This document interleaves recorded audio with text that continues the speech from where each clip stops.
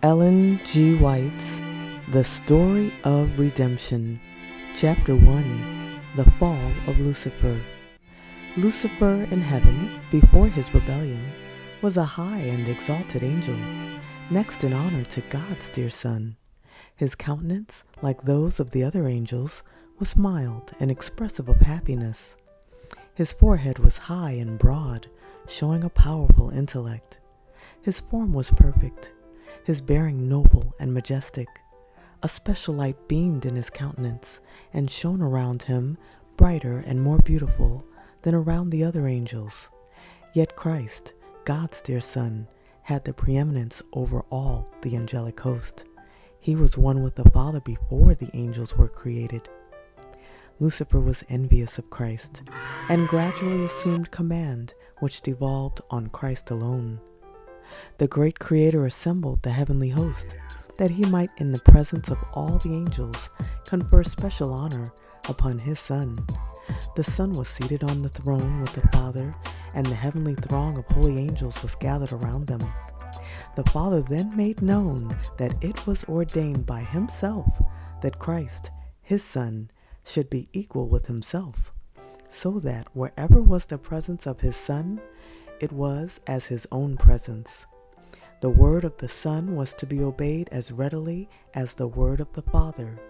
His Son he had invested with authority to command the heavenly host. Especially was his Son to work in union with himself in the anticipated creation of the earth and every living thing that should exist upon the earth. His Son would carry out his will and his purposes, but would do nothing of himself alone. The Father's will would be fulfilled in him. Lucifer was envious and jealous of Jesus Christ. Yet when all the angels bowed to Jesus to acknowledge his supremacy and high authority and rightful rule, he bowed with them, but his heart was filled with envy and hatred. Christ had been taken into the special counsel of God in regard to his plans, while Lucifer was unacquainted with them. He did not understand, neither was he permitted to know, the purposes of God. But Christ was acknowledged sovereign of heaven, his power and authority to be the same as that of God himself. Lucifer thought that he was himself a favorite in heaven among the angels. He had been highly exalted, but this did not call forth from him gratitude and praise to his Creator. He aspired to the height of God himself. He gloried in his loftiness. He knew that he was honored by the angels. He had a special mission to execute. He had been near the great Creator, and the ceaseless beams of glorious light enshrouding the eternal God had shone especially upon him. He thought how angels had obeyed his command with pleasurable alacrity. Were not his garments light and beautiful? Why should Christ thus be honored before himself? He left the immediate presence of the Father, dissatisfied and filled with envy against Jesus Christ. Concealing his real purposes, he assembled the angelic host. He introduced his subject, which was himself. As one aggrieved, he related the preference God had given Jesus to the neglect of himself. He told them that henceforth all the sweet liberty the angels had enjoyed was at an end, for had not a ruler been appointed over them, to whom they from henceforth must yield servile honor? He stated to them that he had called them together to assure them that he no longer would submit to this invasion of his rights and theirs, that never would he again bow down to Christ, that he would take the honor upon himself, which should have been conferred upon him, and would be the commander of all who would submit to follow him and obey his voice. There was contention among the angels. Lucifer and his sympathizers were striving to reform the government of God. They were discontented and unhappy because they could not look into his unsearchable wisdom and ascertain his purposes in exalting his Son and endowing him with such unlimited power and command. They rebelled against the authority of the Son. Angels that were loyal and true sought to reconcile this mighty, rebellious angel to the will of his Creator. They justified the act of God in conferring honor upon Christ, and with forcible reasoning sought to convince Lucifer that no less honor was his now than before their father had proclaimed the honor which he had conferred upon his son. They clearly set forth that Christ was the Son of God, existing with him before the angels were created, and that he had ever stood at the right hand of God, and his mild, loving authority had not heretofore been questioned, and that he had given no commands, but what it was joy for the heavenly host to execute. They urged that Christ, receiving special honor from the Father in the presence of the angels, did not detract from the honor that Lucifer had heretofore received. The angels wept. They anxiously sought to move him to renounce his wicked design and yield submission to their Creator, for all had heretofore been peace and harmony. And what could occasion this dissenting, rebellious voice? Lucifer refused to listen, and then he turned from the loyal and true angels, denouncing them as slaves. These angels, true to God, stood in amazement as they saw that Lucifer was successful in his effort to incite rebellion. He promised them a new and better government than they then had, in which all would be freedom. Great numbers signified their purpose to accept him as their leader and chief commander. As he saw his advances were met with success, he flattered himself that he should yet have all the angels on his side, and that he would be equal with God himself, and his voice of authority would be heard in commanding the entire host of heaven. Again, the loyal angels warned him and assured him what must be the consequences if he persisted, that he who could create the angels could by his power overturn all their authority and in some signal manner punish their audacity and terrible rebellion. To think that an angel should resist the law of God, which was as sacred as himself. They warned the rebellious to close their ears to Lucifer's deceptive reasonings and advised him and all who had been affected by him to go to God and confess their wrong for even admitting a thought of questioning his authority. Many of Lucifer's sympathizers were inclined to heed the counsel of the loyal angels and repent of their dissatisfaction and be again received to the confidence of the Father and his dear Son. The mighty revolter then declared that he was acquainted with God's law, and if he should submit to servile obedience, his honor would be taken from him. No more would he be entrusted with his exalted mission. He told them that himself and they also had now gone too far to go back, and he would brave the consequences, for to bow in servile worship to the Son of God he never would. That God would not forgive, and now they must assert their liberty and gain by force the position and authority which was not willingly accorded to them.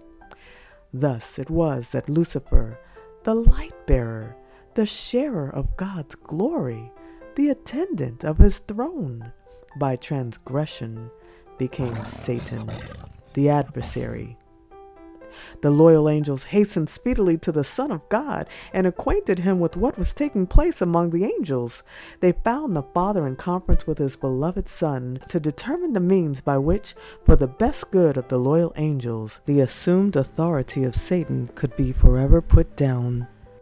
The great God could at once have hurled this arch deceiver from heaven, but this was not his purpose. He would give the rebellious an equal chance to measure strength and might with his own Son and his loyal angels. In this battle, every angel would choose his own side and be manifested to all. It would not have been safe to suffer any who united with Satan in his rebellion to continue to occupy heaven. They had learned the lesson of genuine rebellion against the unchangeable law of God, and this is incurable. If God had exercised his power to punish this chief rebel, disaffected angels would not have been manifested. Hence, God took another course. For he would manifest distinctly to all the heavenly host his justice and his judgment. War in heaven. It was the highest crime to rebel against the government of God. All heaven seemed in commotion. The angels were marshaled in companies, each division with a higher commanding angel at its head. Satan was warring against the law of God because, ambitious to exalt himself and unwilling to submit to the authority of God's Son, heaven's great commander, all the heavenly host was summoned to appear before the Father to have each case determined. Satan unblushingly made known his dissatisfaction that Christ should be preferred before him. He stood up proudly and urged that he should be equal with God and should be taken into conference with the Father and understand his purposes. God informed Satan that to his Son alone he would reveal his secret purposes, and he required all the family in heaven, even Satan, to yield him implicit, unquestioned obedience, but that he, Satan, had proved himself unworthy of a place in heaven. Then Satan exultingly pointed to his sympathizers, comprising nearly 1/2 of all the angels, and exclaimed, "These are with me. Will you expel these also, and make such a void in heaven?" He then declared that he was prepared to resist the authority of Christ and to defend his place in heaven by force of might, strength against strength. Good angels wept to hear the words of Satan and his exulting boasts. God declared that the rebellious should remain in heaven no longer. Their high and happy state had been held upon condition of obedience to the law which God had given to govern the high order of intelligences. But no provision had been made to save those who should venture to transgress his law. Satan grew bold in his rebellion and expressed his contempt of the Creator's law. This Satan could not bear. He claimed that angels needed no law, but should be left free to follow their own will, which would ever guide them right, that law was a restriction of their liberty, and that to abolish law was one great object of his standing, as he did. The condition of the angels, he thought, needed improvement. Not so the mind of God, who had made laws and exalted them equal to himself. The happiness of the angelic host consisted in their perfect obedience to law. Each had his special work assigned him, and until Satan rebelled, there had been perfect order and harmonious action in heaven. Then there was war in heaven. The Son of God, the Prince of heaven, and his loyal angels engaged in conflict with the arch-rebel and those who united with him. The Son of God and true loyal angels prevailed, and Satan and his sympathizers were expelled from heaven. All the heavenly host acknowledged and adored the God of justice. Not a taint of rebellion was left in heaven. All was again peaceful and harmonious as before. Angels in heaven mourned the fate of those who had been their companions in happiness and bliss. Their loss was felt in heaven. The Father consulted his Son in regard to at once carrying out their purpose to make man to inhabit the earth. He would place man upon probation to test his loyalty before he could be rendered eternally secure. If he endured the test wherewith God saw fit to prove him, he should eventually be equal with the angels. He was to have the favor of God, and he was to converse with angels, and they with him. He did not see fit to place them beyond the power of disobedience.